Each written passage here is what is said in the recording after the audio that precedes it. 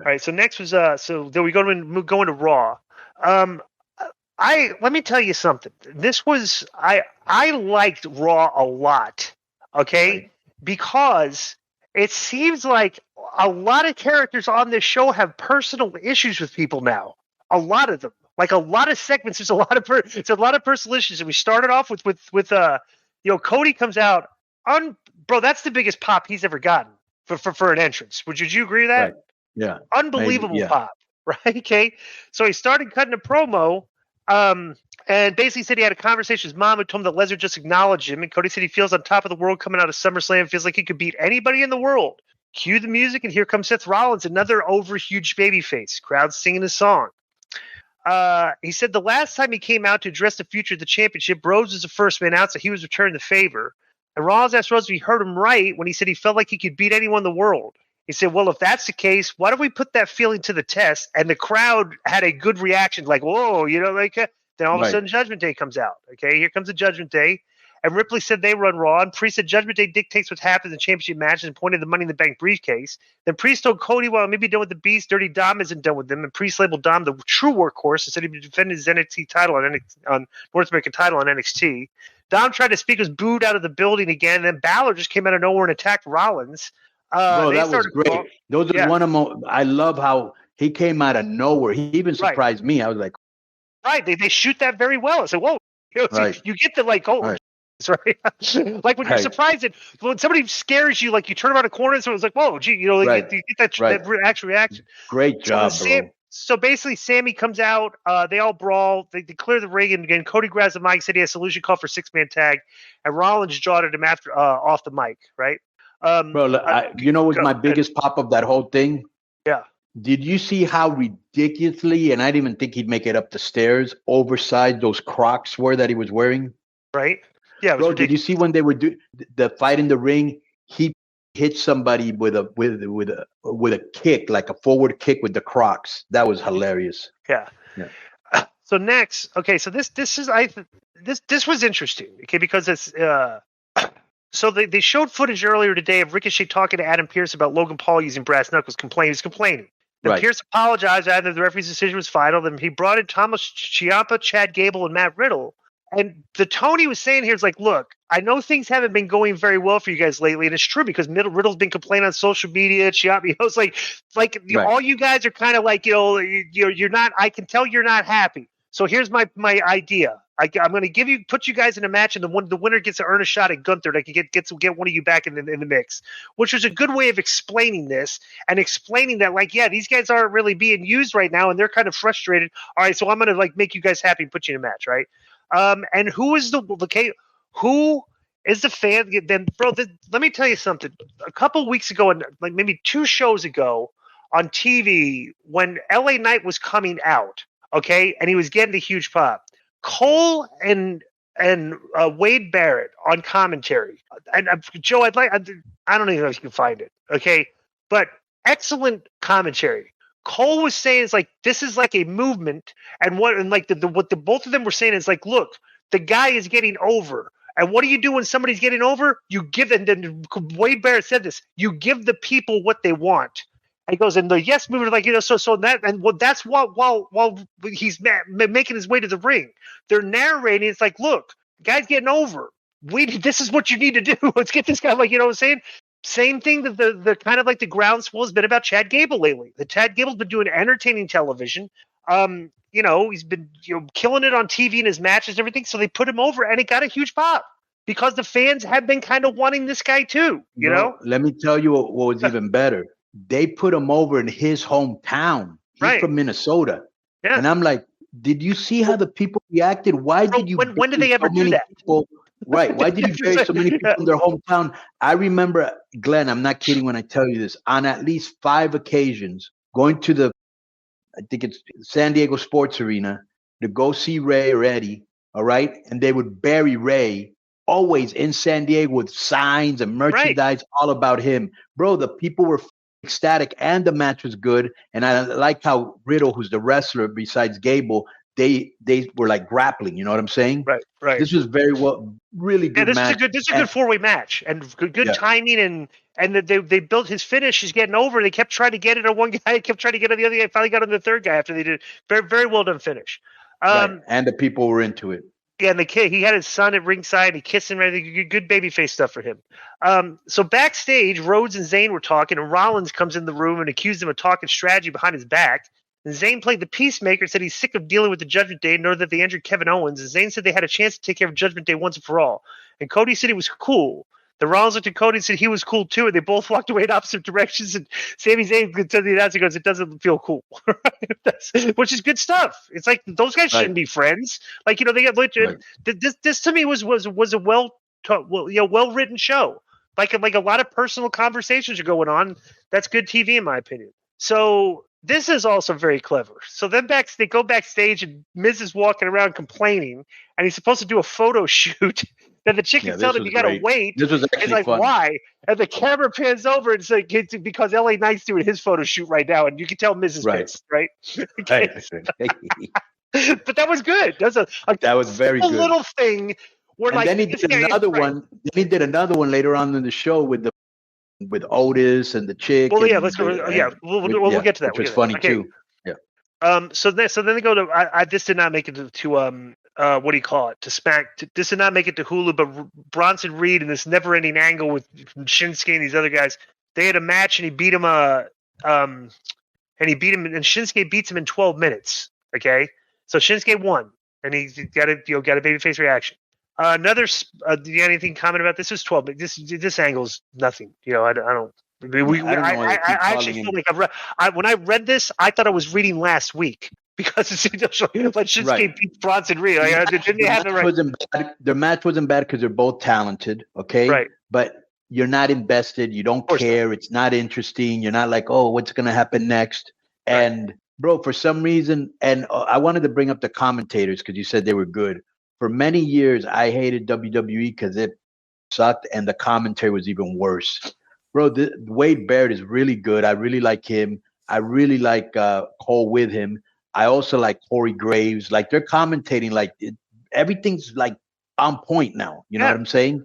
And bro, but I don't know if this is something they're telling him in their ears, but really they're calling Bronson Reed now Big Bronson Reed. That must be the same guy that came up with Big Bill.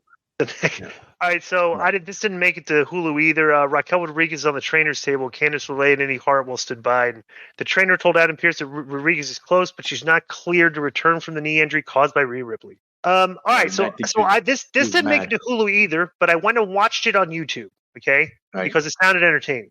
Ludwig Kaiser entered the Alpha Academy locker room, and Maxine Dupree asked him what he was doing there. He said he was there to congratulate Gable before he's destroyed next week. And Dupree told him to leave. Then Kaiser started hitting on her and spoke of European elegance compared to that freak that she runs around with. Yeah. Then Dupree slapped her, and he's like, "Oh, like he kind of sold it, like Yeah, I like when I go. I like my women feisty." Right. And then he turns around, and there's Otis right in his face. He says, "Hey, if you want to get in your face, let's meet in the ring." Right, which is a very simple segment, but now but it makes sense. And now we have a little hook here. Where Ludwig Kaiser's attracted to Maxine Dupree, and he thinks he's hot, and she should be, she's probably interested in him, which they could use in storyline coming up. So, that's another simple thing right there that I liked. This did not make it to Hulu, bro. I guess on Hulu they just went to like 45 minutes worth of TV and just didn't put it on the show. But the Becky Lynch in-ring promo said she's nearing her end with Trish. Then Zoe Stark comes out and accused Lynch of being obsessed. Then Stark said the man left her home, and Lynch said she's been in the ring twice with Stark, and she knows how good she is. And Lynch said Stark is gifted, yet too stupid to realize that Stratus is dragging her in the wrong direction. Then Lynch said Starks is playing second fiddle to Stratus and won't be around when she beats her next week. So she's getting in Stark's head saying, why are you hanging around with Trish Stratus? And Shayna's music interrupts Stark, and Baszler had a black left eye, and Baszler said Lynch should see how Ronda looks and took credit for driving her out of the WWE. And she took issue with Stark, claiming to be the baddest in the locker room. Stark stood by her claim, and Lynch called for Adam Pearce to come out and book the match. So this is another one where an interview gets busted, and basically we're going to have a match, right? Now, this is another thing. I like this next segment coming up. So Balor is showing. Let me give you my comment on this because I did see it. Uh-huh. They gave her a lot of mic time. She was all right on the mic. She doesn't get nervous or flubber lines. They gave her this one line, which has been used before. And I think they thought they were going to get a big pop because she paused for it and she didn't. She goes, "Oh yeah, why don't you tell them to take the out of the whatever you just said?" Didn't you just say something like? Didn't you just read a line like that? That she said. Well, just said she took issue with her claim to be the baddest in the locker room. So I don't know. That's so detailed. No. There's a line you just read it. You said, "Take your out of her hands" or something. Yeah. Stark said, "The man left her home." Oh, the man left her. Go. Yeah. Okay. Right. Oh, yeah. And, Right. Yeah, sorry. And then she paused, got no pop. Okay. Becky was sitting because I guess they're pitching lemonade now. She was sitting there drinking lemonade the whole thing during the whole match. But anyways, and the match wasn't bad, you know. Right. So next, so they go. Okay, wait, no, I'm about way ahead of myself here. Okay, so this is interesting. I like this. Balor was shown talking to JD McDonough in the backstage area. Damon Priest comes up and says he needs to talk Judgment Day business with Flair, with Balor. And Priest said he's known McDonough for 20 years. He can stay. And Priest could say whatever he had to say in front of him. And Priest took issue with Balor coming out with Judgment Day earlier, nor letting them know about his plan to attack Rollins. And Balor said he made his own plan because Priest didn't stick to his plan at SummerSlam. And Priest said Balor lost even with his help. And Balor said maybe it was because of Priest that he lost. And Priest said Balor was crowding him. He kind of got in his face. And Balor said the contract was crowding him. Then Priest said it held up his Money in the Bank briefcase and asked, "Is it?" Then Ripley showed up and got right between them and said, "Stop acting like children." Ripley said the Priest was there to help at SummerSlam and it simply didn't work. Then in the background, then JD McDonough speaks up and he says, it might not be my place and it might be out of line, but the briefcase was coming between Priest and Balor. It's like, maybe you should get rid of it, McDonough said before walking off with Balor. Priest is hot, but Ripley tried to calm him down. I thought this was a good segment. What do you think? I agree. Yeah, because now you got JD's involved and he's chiming in, so it's good. Bro, this is good stuff. So, right. This did not make it to... It's already August, so they could still slow burn this break up until all the way to January at the Rumble and have one of those guys turn on each other there, see whatever, sneak up and throw them out or whatever. Yeah. They could slow burn it. So next is the Baszler versus Zoe Stark. This did not make it to Hulu, and Shayna beats her in 11:50 minutes. Is this match any good? Well, like I said, Zoe got a promo. The match was good. The match was good. She was wearing kind of like a little cast, kind of selling that her arm was hurt from the Ronda match, which I liked. What else do I remember for this?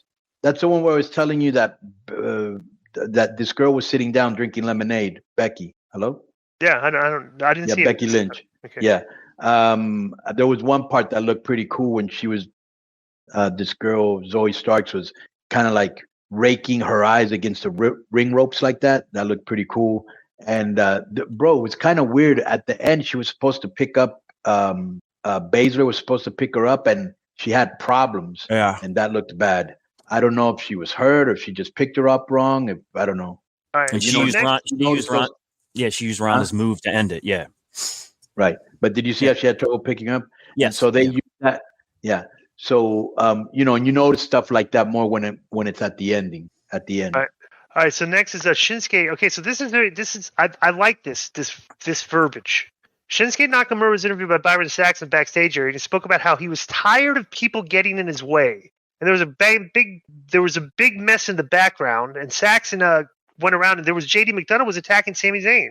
And then we look down, and Zayn for a shoot has fluid on his elbow, and he had a big knot on his elbow, probably his bone chips or something, because that's what happens to your elbow. He's going to have to get that drain. He's hurt. Okay, yeah, bro. I've had that issue. I have too. Like a bursitis. Yeah, bursitis. Right, exactly. It's bursitis. Yeah. All right. So this didn't make it to. This did not make it to Hulu either. But Ludwig Kaiser beat Otis.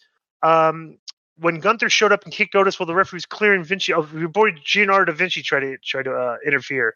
Then basically they cheated Otis with Gunther. And after the match, Kaiser smirked at Dupree, and the Imperium Trio attacked Otis, and Chad ran out, causing Kaiser and Giancarlo da Vinci to exit the ring. And Gunther stood on the apron for a moment and then dropped down. And he got good reaction. A lot of Gable chants there. Right. And really, this was kind of to build up Gable and Gunther's match. Right. Okay. So I like this storytelling here too. So Jackie Redmond stood outside the dressing room of Cody and Seth, and the duo emerged from the room and asked if Zayn would be good to go. and they both tried to speak at the same time and were kind of talking over each other. And then Cody told Rollins, "You take the interview, and I will just catch up with them in a second." Right?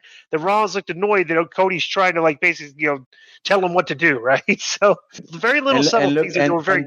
I'm going to give you another subtlety. If you noticed, and it wasn't even in big letters, right behind them it said doctor's office. So they were coming out of the doctor's office where the guy was hurt. Right. So next is Rollins said Zayn wanted to go, but the doctors wouldn't allow him to compete. Then Rollins said he didn't trust Cody, so it might as well be a 3-on-1. Then Shinsuke Nakamura shows up and said that he would help Rollins if he needed him. Okay? And Rollins said he's respected Nakamura for a long time and added him to the team, right? So when this is over, I want to go back, and I think this is the way they probably thought this thing would work out when they were booking this. So next, the Miz comes out. Maybe they recap the Battle Royal. Bro, the Miz was so good here. Okay, this is one of the best in-ring verbal confrontations I've seen in a while because Miz was just excellent here. Okay. So Miz to the ring and asks what happened to Shio. He goes, did I miss something? He goes, when did people stop showing respect to industry leaders like him? Miz said he was taught respect the first day in WWE. He said he was supposed to walk in the locker room and shake the hands of the veterans who paid the way. And Miz said Knight didn't just eliminate him for the Battle Royal. He didn't shake his hand. But the funniest thing about this is because there's a guy here that you people didn't like 5 minutes ago, but you like him now, and his name is LA Knight. And the crowd went, yeah. So which is funny. Bro, he's got them in the palm of his hands, right? So then LA Knight comes out, gets a huge ovation. Said he offers him, if I forgot to shake your hand, okay, here's the handshake, and Miz said no. Then Miz said basically, you don't deserve his hand. He said if you stripped away all the charisma in his hot wife, you'd be left with LA Knight. Miz called Knight a flash in the pan. He said the fans love Knight now and probably love him for 5 months. Buy his T-shirt. So Miz said Knight is just an Attitude Era fanboy who was cosplaying in his ring, and that got good heat from the crowd. And the Knight said, "Okay, no handshake." And he's kind of screaming this, so he's he was good, excellent. Really good. Tell he's really Because he was saying, okay, so the Knight said he didn't have a problem with Miz and said he shouldn't make this personal. The Miz called people saying he wouldn't last 3 months and being kicked out of the locker room and boasted about his success. Basically said, okay, no matter what's happened to me, for 20 years, basically, I've come out here in this ring and killed it every single night. Basically saying, he was saying with a lot of, you could tell this was coming from the heart. You got these guys are buried. I still come out here and I perform at a very high level, which is what you were getting out of him in this thing. Right. So the Knight said, so personal it's almost a chance, and it's almost a chance to talk to your critics in a promo meant for somebody else, but you're talking to somebody else. That's what's great about it. Absolutely. Right. It was excellent here. Okay. Right. And said Miz asked a good question. Knight said he spent the last 20 years making himself a dangerous man. He said he was on the outside looking in while the company bet on all the wrong horses, including you. He said he got a 20-year head start because he's safe. And he said the company knew they could bring Miz in and smack him around. He'd take it. And Knight said he's a dangerous man who isn't to be messed with. And he said, Papa don't want no mess. Do you know what that is? Isn't that a song? That's a James Brown song. Right. I like when guys put subtle things like that. You say, where did I hear that before? It's okay, right. Very good, right? So Knight said Miz won championship and good on him. And Knight said he's on the climb while Miz's career in the toilet. LA Knight lost his train of thought very quickly here, but got it right back and said he didn't mind making Miz a stepping stone by walking over to the main event. Then Miz started screaming at him that he is the main event and Knight is on his level. And Knight said, if I'm looking at you right in your eyes, if I'm not on your level, so why don't you do something about it? Miz took off his jacket and unloosened his tie, and the crowd started getting with him. And basically he said he wasn't going to do it. Then Knight turned around, he attacked him, but the Knight dropped it with the BTF. I thought this was really good. It was. Yeah. What do we get? This was on the show. I guess they showed a thing earlier in the day where the Viking Raiders attacked New Day, and then they had a match and they beat the Viking Raiders. So I don't know. That doesn't seem like it even should have been on the show. Byron Sachs attempted to interview Becky Lynch backstage, and Baszler showed up and said she didn't need Lynch's help, and she said a list of scores to settle. Now she's gotten rid of Ronda. And Baszler indicated that Lynch is on her list, and Lynch said she's looking forward to it. So that was actually good. That sounded like a good exchange there. So Jackie Redmond caught up with Kingston Woods in the backstage area, and they pretended they didn't know her. Then went into the usual sick. I don't understand. Did you see that? I don't know what was supposed to get out of that. Did just Kofi and Kingston acted like they didn't know who the girl was that was interviewing her, and they just went into their. I don't know if that's a storyline thing or whatever. Oh yeah. No. They were just having fun with her. Oh, okay. Yeah, because they even danced with the New Day Rocks, and they did the W, and we're going to be the next WWE Tag Team Champion. She did it with them. Right. Yeah. So next, so they have they get the 6-man, and basically, Cody grabbed Priest, hit him for his finisher. Priest hit him from behind the Money in the Bank briefcase. Well, before, make sure that if you remember, before they came to the ring, Raquel Rodriguez attacked Rhea Ripley. Oh, that's right. Yeah, Raquel Rodriguez attacked Rhea Ripley before the thing. So they kind of takes her out, right? Right. So then Sammy comes out with and his it elbow continues wrap. what they're doing. Right. And so Sammy came out with his elbow wrap and attacked Priest before throwing him over the broadcast table. Balor ended up with the briefcase and charged Rollins to super kick the briefcase in Balor's face. The referee somehow missed all of this and then turned around and made the 3 count after Cody hit the crossroads on Balor. There was a little bickering between Cody and Rollins afterwards. Zayn raised their hands. They shook hands. And Cody Rollins and Zayn posed to the ropes, and Nakamura remained in the ring. But when Rollins dropped up the ropes, Nakamura ran over and dropped and kicked him right in the face, and then casually left the ring. And I just think this is the whole thing where Nakamura is basically saying, "I'm tired of everybody getting in my way." He's like, "I want to be like keep kind of figuring a way to sneak his way into like getting involved with these guys, and then like to ask to be in this match with them, so he could like take a shot at Seth." Which is what I think the storyline thing was there. But what do you think of that? Well, let me just say this before I forget. I liked at the very beginning another little thing where like Damian Priest and Finn Balor, you could see there was like, heat the facials and stuff, right? And Dominic tagged himself in to like avoid any popping off. I thought that was a good little subtlety there.